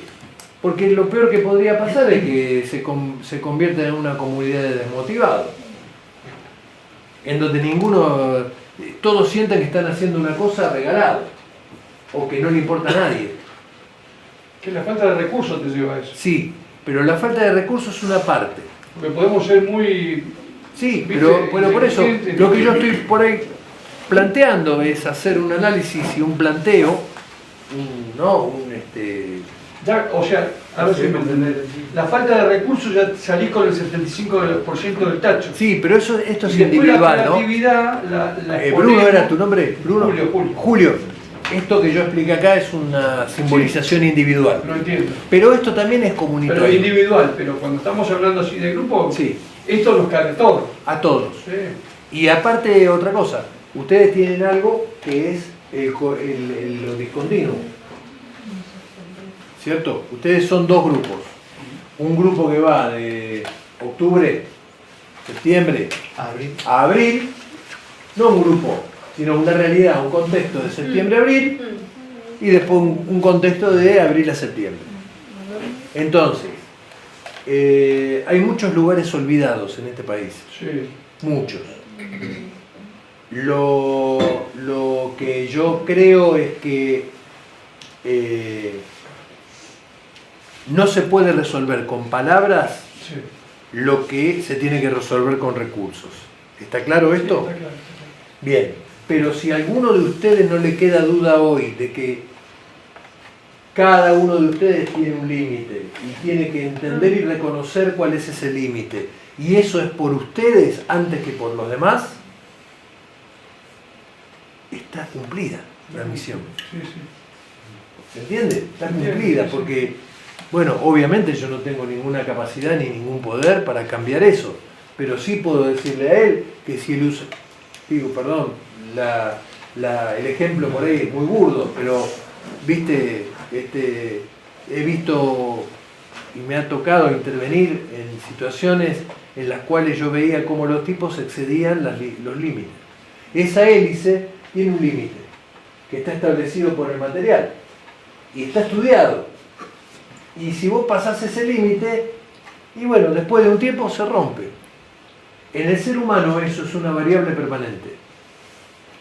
No es matemática. No es que vos podés decir a las 14 horas y un minuto el peligro de que... No, no es así. Pero es que si vos vas a dormir 2 horas menos por día, a la semana sos peligroso. Y que se concrete en un evento o no, no tiene que ver con eso, tiene que ver con el análisis del proceso. Por eso, esto que vos me marcás, Leo, es un informe que ustedes ya habrán hecho muchas veces y que seguramente lo tienen que repetir y repetir y repetir. Porque si ustedes no lo hacen, ¿qué va a pasar? Se naturaliza y no se Bien, cambia. entonces viste que no necesitaban tanto. Viste que se la arreglaron. Eso es terrible. Eso es terrible. Eso es terrible. Terrible, ¿eh? Entonces, una de las formas, y no me quiero extender ahí por otros temas, pero hay cosas que ustedes ya no van a poder hacer. ¿Está claro? Hay cosas que no van a poder hacer en este contexto. Y lo digo sin conocer demasiado a cada uno de ustedes, pero hay una limitación en lo que ustedes me están marcando. Hay cosas que no se van a poder estirar mucho más, porque no hay reemplazo, porque no hay casa, porque no tenés recursos, porque no tenés la cuerda, porque no tenés esto, porque no tenés la policía, porque pasa la laguna del desierto. ¿Entendés? Si no podés hablar con nadie y hacés 20 kilómetros y están los chilenos hablando por teléfono sentados tomándose un café en el bar. Y yo lo viví en la aviación, chicos. Despegábamos de Ezeiza para Oakland y ningún aeropuerto del sur te tiraba un parte meteorológico. Entonces la alternativa de despegue era Ezeiza. Hasta varias horas pasando Ushuaia. Está, entonces, no crean que es un problema del Calafate, o del Chaltén, o de Gangán, claro que este es el problema que tienen ustedes. Y yo los entiendo, pero no quisiera que ustedes crean que solo les pasa a ustedes. Son marcadores de límites. Son marcadores de límites. Pero esto que le acabo de contar, sigue pasando. Sí, sí. Sí. Y vos te vas de Ushuaia 182, radial 182 para el lado del polo y sabés que no hablás con nadie. Y no puedes hablar con nadie y no te contesta nadie y no hay manera de comunicarse. Y no es solo porque es Argentina, es porque el sistema aeronáutico está así. Y es así. Y estamos hablando de un sistema rico que genera mucha más guita que los sistemas de emergencia y de rescate. El sistema de salud, vos decís que eso está todo estudiado y siguen con guardia 24 horas. No tengo ninguna duda. Y es más, mirá, me he peleado con mis colegas, porque cuando vos ibas a las reuniones, viste, con el gremio en Buenos Aires, y me decía, vamos a hacer guardia de 12 horas. ¿Ah? Está bien, pero entonces me pagás como si yo vengo 24, cada guardia. Porque me pagás una miseria por 24 horas. Si vos me haces venir 2 veces al hospital, no puedo ir al otro laburo. Y si vos lo mirás desde los números de la realidad, por ahí el tipo tiene razón lo que te está diciendo, ¿entendés? Ahora, esto también es verdad. Como yo le decía a los pilotos del tacho, ¿viste? Alguno que no entendió se hacía el gil. Porque imagínate que vos por ahí hablas con un pibe que está volando un avión de, ¿viste? 20 millones de dólares y que tiene 25 años, hijo de comandante, nieto de comandante, que se cree que es, ¿viste? Lucifer, y le decís que se va a cansar. Y te mira y te dice, yo no me voy a cansar. Entonces después carga más de combustible y se cae en el medio del mar. Ese tipo, ese que te dice, que él no se va a cansar, ¿viste? Que es omnipotente, que estira, termina mal. Al final termina mal. Y cuando lo haces por necesidad, también terminas mal. Porque el camino fisiológico es el mismo. Entonces yo a ese, ¿sabés qué le decía? Recordame tu nombre. Pablo. Le decía, yo soy el cirujano de guardia. Entro a las 8 de la mañana y me voy mañana a las 8 de la mañana. Y vos caés con tu pibe con una apendicitis. ¿A qué hora te parece mejor que te opere? ¿A las 11 de la mañana o a las 4 de la mañana del día siguiente? Entonces me decía, no, a las 11 de la mañana. Bueno, entonces ¿sabe qué? Aterrizá cuando estás despierto, hijo de puta. Porque mañana, cuando vos venís de Roma con 14 horas de vuelo límite, 14 horas de vuelo durmiendo en un avión, en vez de hacer la carta, ser seguro, entrar por el instrumental, pedís a cortar y entrar por un visual cuando estás más fatigado. Hace 8 horas que estoy teniendo un tipo y me quedan 15 minutos y ahí ¿qué hago? Dejo de cumplir el protocolo y se me vuela un clavo y vuelan todos. Entonces, esto es lo que me gustaría que quede de la charla. El análisis de riesgo social de la comunidad es muy delicado opinar de afuera. Lo que estoy seguro es que se parece a muchos lugares que me toca trabajar y vivir y darme cuenta. Entonces, es una cosa total y absolutamente empírica lo que voy a decir. Fíjense si por ahí pueden regular los esfuerzos. ¿Está? Sí pueden regular los esfuerzos. Porque otra cosa que se me ocurre a mí, y que en este país no funciona, pero en otros países sí funciona, en la náutica funciona fenómeno, ¿no? Si vos pediste una emergencia en la náutica, la tenés que garpar, ¿no? Como fuente de recursos. ¿Me explico? Entonces, acá es grandioso, porque acá es todo gratis, ¿viste? Y cuando vos, que lo que quiero decir es que la gente cree que es gratis, no es gratis, porque ¿qué estamos hablando? Tenemos 7 tipos menos, no tenemos donde dormir, no tenemos donde comer, bueno. Yo era director de examen y un día dije, ¿cómo puede ser que nosotros hacemos 3.000 auxilios por día? ¿No? De los cuales el 40% tiene prepaga. Y nosotros lo levantamos de un accidente y lo llevamos a un hospital. Y ese tipo paga por mes una cantidad de guita para que lo levante la prepaga. No, pero vos querés cobrar el auxilio. No, yo quiero que la prepaga me pague el auxilio. No el tipo. El tipo está accidentado. Pero la prepaga cobra, entre otras cosas, por la emergencia. Es más, tiene sistemas de emergencia que son solo de emergencias.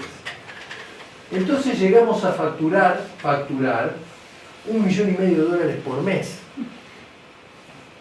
Solo haciendo un registro. Y diciendo, a ver, ¿vos qué tenés? OMIN, bueno, OMIN, número tal, qué sé yo. Y habíamos hecho un modulito de traslado al hospital, placas, porque era hace bastante tiempo, y viste, vías venosas y suero, una cosa inicial hasta la derivación a la clínica.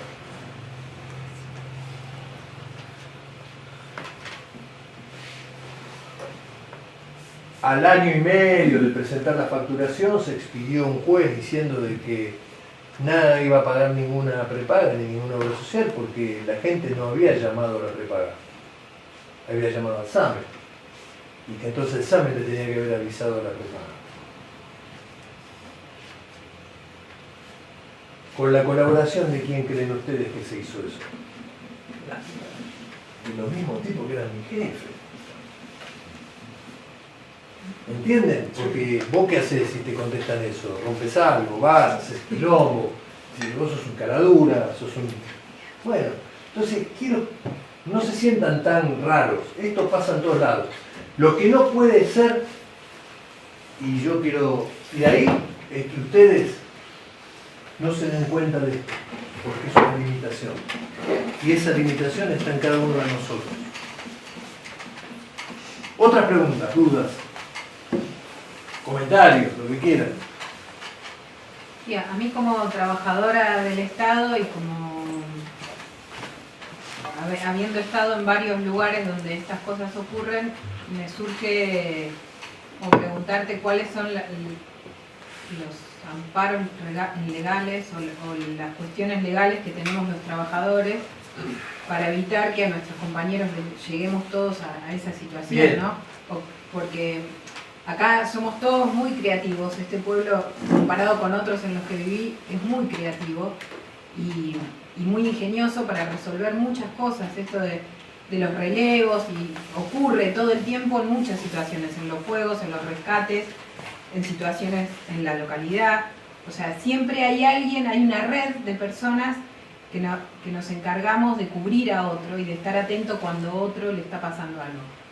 Pero mi empleador es el que no se da cuenta de eso, y el que no, por más que hacemos los reclamos, escribimos las notas y todo eso, la mitad de mis compañeros, te podría decir, nosotros somos 25, 14, un poquito más de la mitad, vamos a terapia, que la pagamos con nuestra prepaga. Sí, sí. Y lo que la mayoría de nosotros hablamos en terapia son cuestiones relacionadas al laburo, a cómo se vacía, a cómo se vacía ese tacho.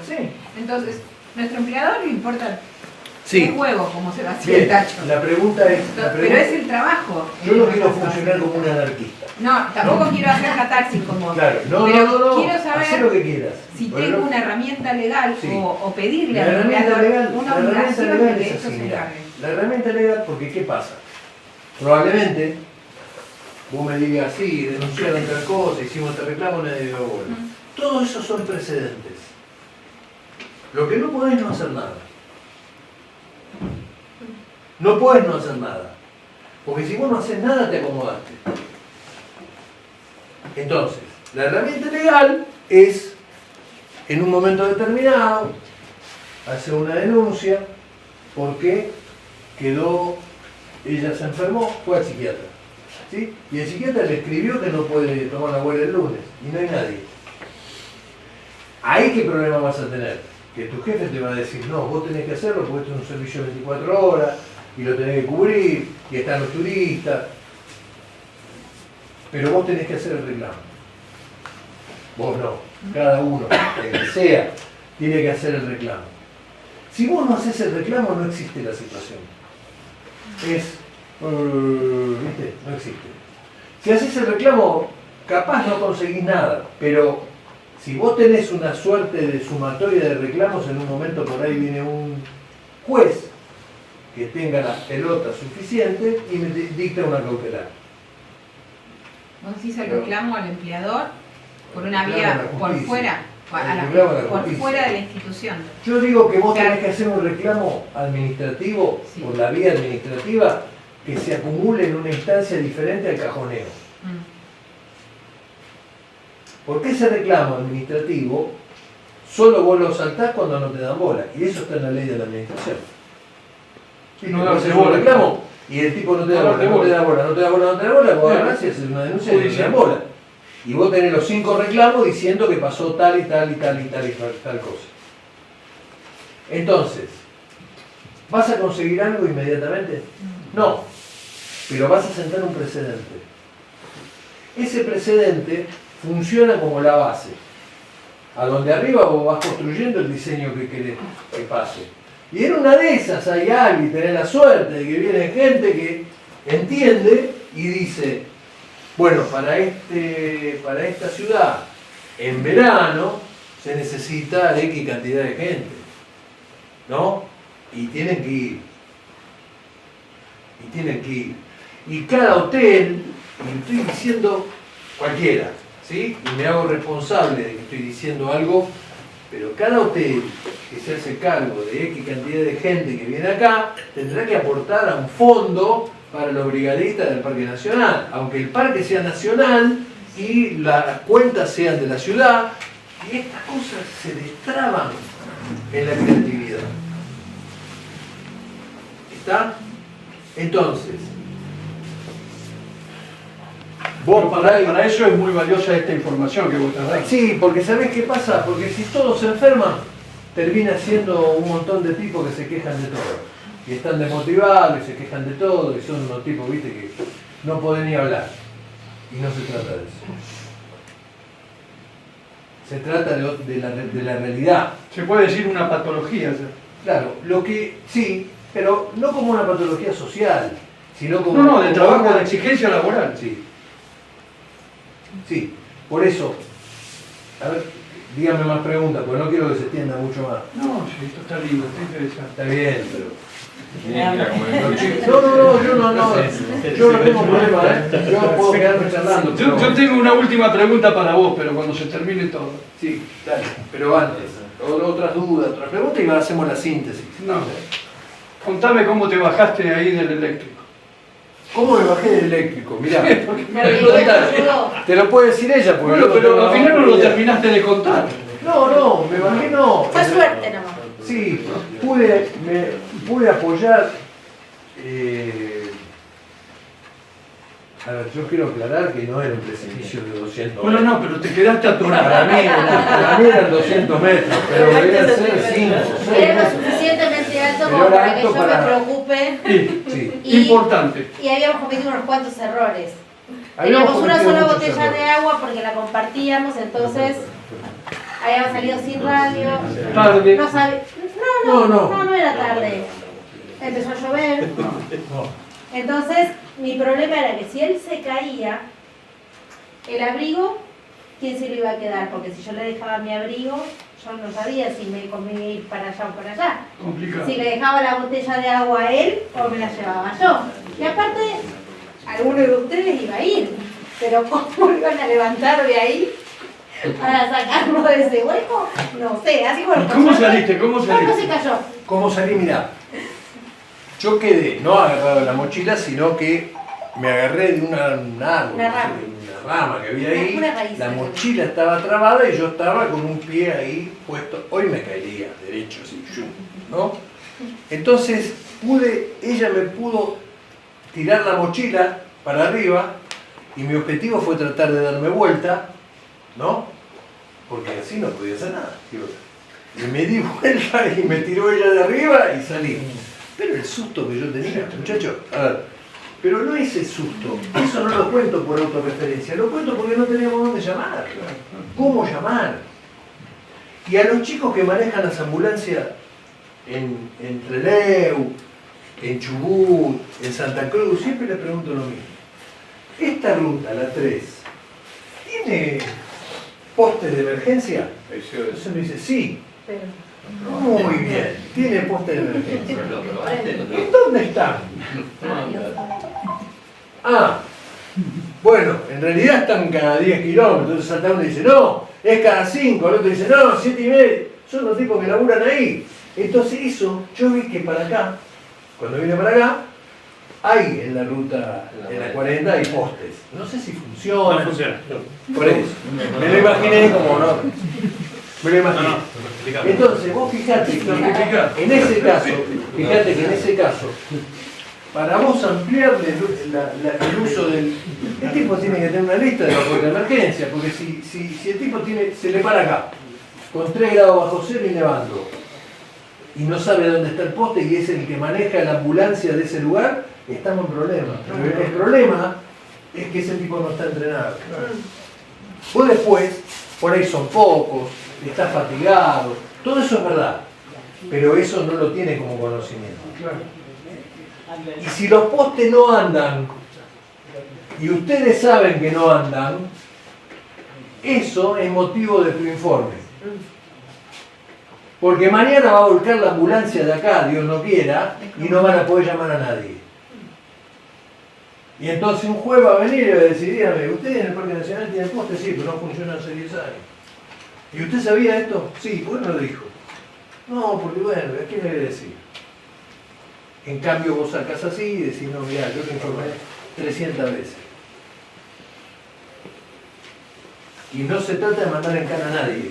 Se trata de que cada uno cumpla el rol que tiene que cumplir. que pasa es que cada vez que tenés que repetir esa nota es un pedacito más de tanque que vas consumiendo. Sí, la sí, primera sí, nota sí. gasta Sí. el 5%, la segunda Escuchame, nota también, el- si no lo haces, El tacho está agujereado. Claro, vos sos presa de eso mismo. Ayer me paró un policía acá, ¿no? Pará uno, no.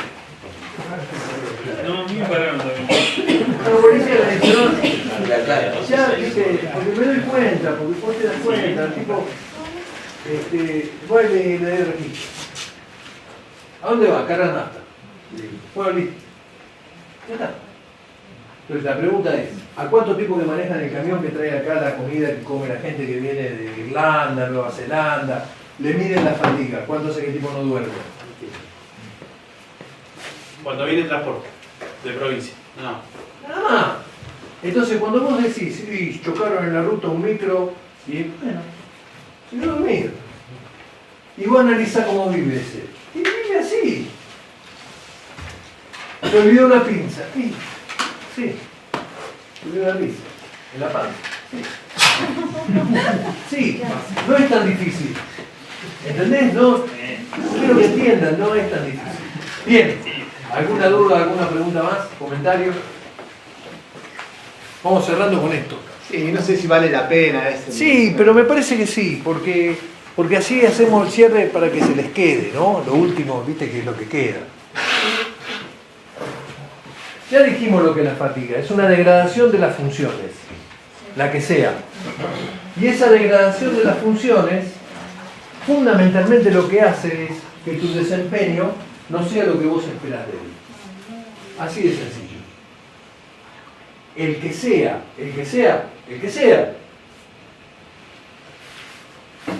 Es un desbalance entre el esfuerzo y el descanso. Por favor, el descanso no es solo dormir. Cuando vos armás en tu equipo una operación, la que se llama la operación en vigilia, ¿no? Que es, no hubo un accidente, estamos cubriendo un evento. Guardia pasiva. Sí, no, en el lugar. Vos vas a un lugar a cubrir un evento. ¿Sí? Un evento. ¿Qué sé yo? Va a aterrizar el avión acá, entonces van, me imagino, irá un bombero con un matafuego, al aeroclub. Negativo. No. Bueno, Vamos nosotros. está bien, Pero con agua. Tenemos mucha agua. pero van ustedes, pero por eso van ustedes. no está picado el agua. Entonces vos vas ahí y vos decís, bueno, Tengo esos tachitos, pero todavía no. viene, viste, qué sé yo, está 12 horas. Ahí porque después se van a la tarde. Bien, eso tiene que contemplar los huecos para descansar. Vos tenés que tener los huecos para descansar. Y si somos dos, ahora dormí vos, después dormí. Duermo, me voy camino para allá, lo que fuera. Es importante. Esto ya lo dije. Bien, alguien me preguntaba, ¿cuáles son las causas de fatiga? Todas las que están ahí.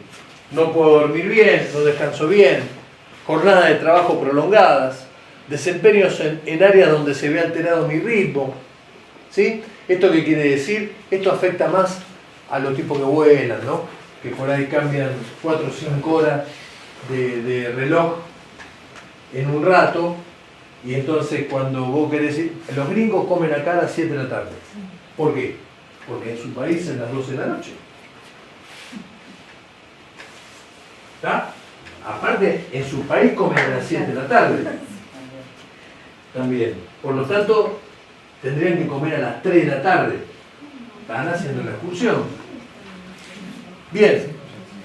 Excesiva carga de trabajo psíquica o física y insuficiente recuperación tras los diversos esfuerzos psíquicos y físicos. Tenemos una operación difícil y nos juntamos al otro día.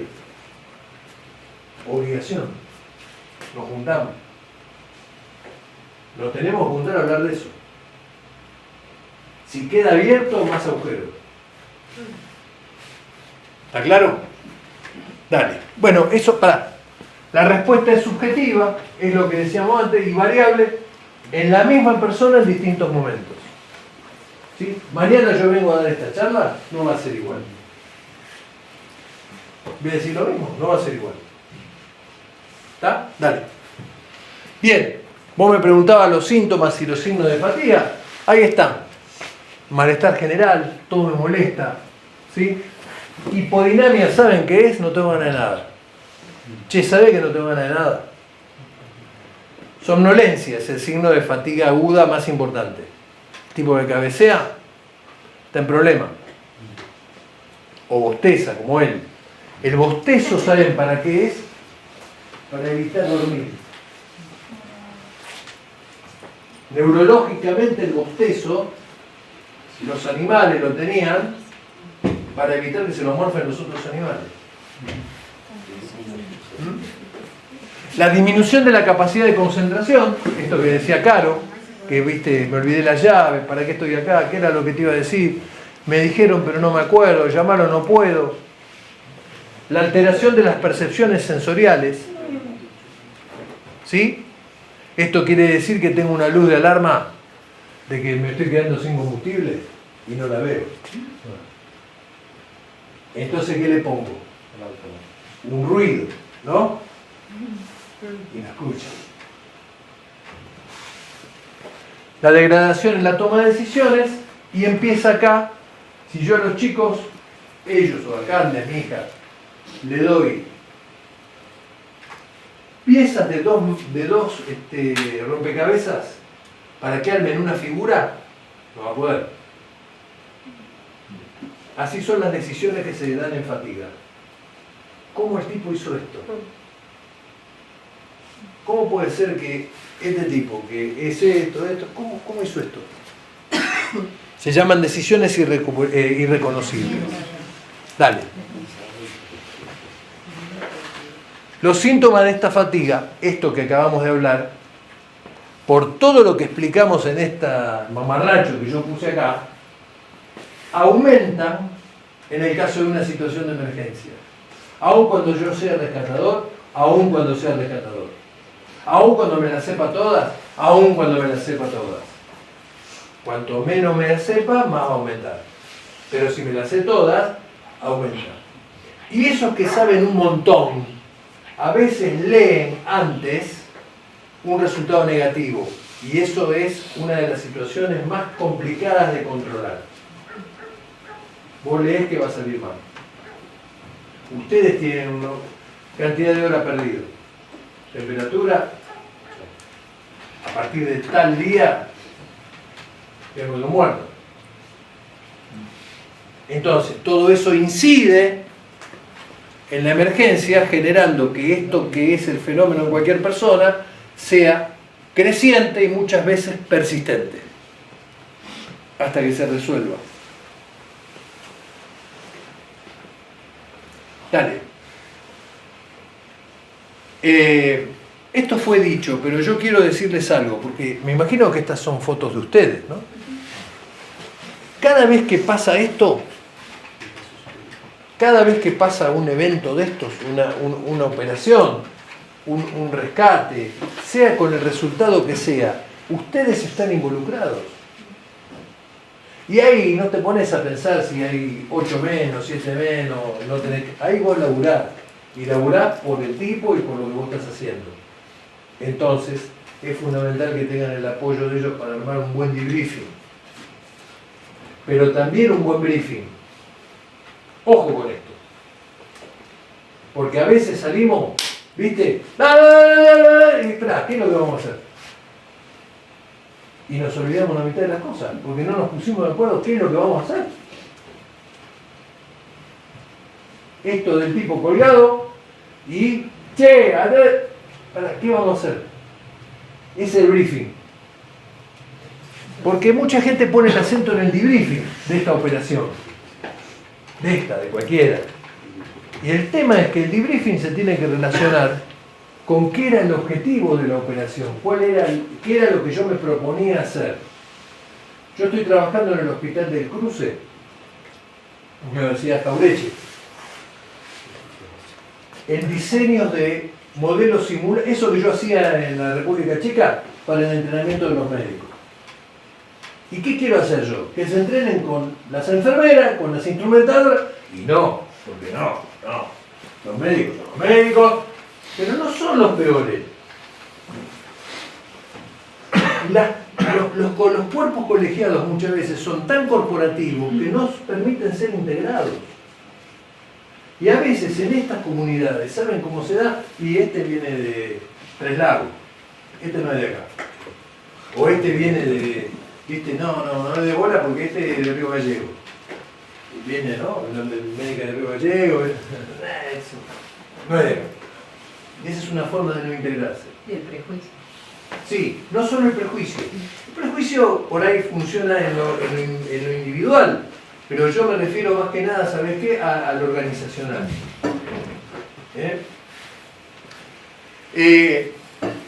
No lo dije todavía porque yo meterme a hablar del error, capaz que mañana desayunamos todo acá. Pero obviamente que todo esto lo que hace es aumentar la posibilidad de que yo me equivoque. ¿Por qué yo digo aumentar la posibilidad de que me equivoque? Porque todos nos equivocamos no menos de 6, 7, 8 a 10 veces por día, de las que uno es consciente. Cuando vos estás cansado tenés más riesgo de equivocarte por este proceso que está acá degradado. Entonces, un error en una operación de emergencia, en una decisión de una operación de emergencia, en la evaluación de la operación, en la forma de comunicarlo, esa situación, y, viste, a veces no tiene retorno para la comunidad. Creo que no hay más nada. Bueno, esto está en rojo, bien, ¿eh? Un individuo fatigado va a tener problemas. Hoy, mañana, pasado, dentro de un año. Si el tipo está fatigado un día, se va a equivocar. ¿Cómo? Pero me acaba de decir que nos equivocamos. Se va a equivocar por eso. ¿Está bien? Y lo otro es que muchas veces estamos en presencia de gente que está despierta, pero no tiene ninguna posibilidad de tomar una decisión. Y ahí va lo que yo le decía a los chicos esto, ¿no? De que los superpilotos que yo le decía,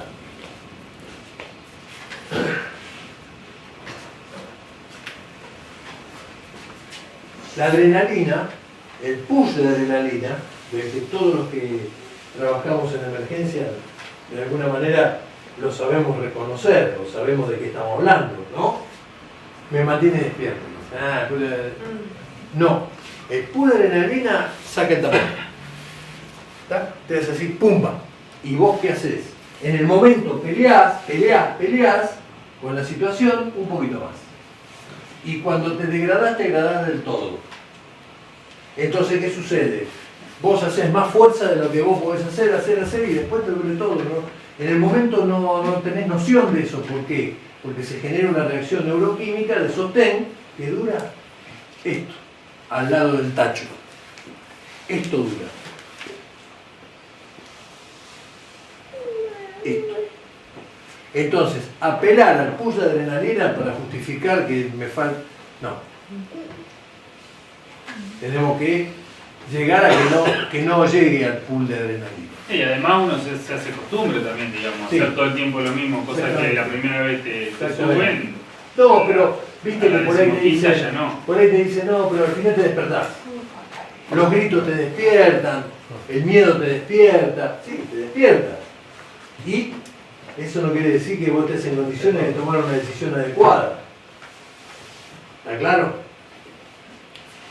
Creo que no hay más nada. Chicos, a sus órdenes.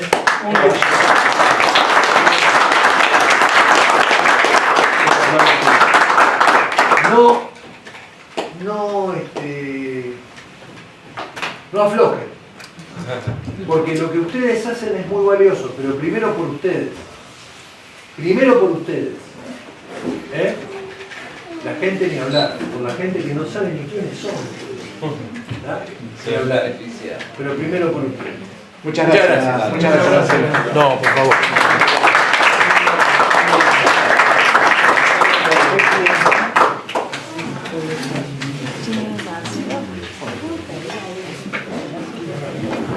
Claro. Voy a poner Está fatigada.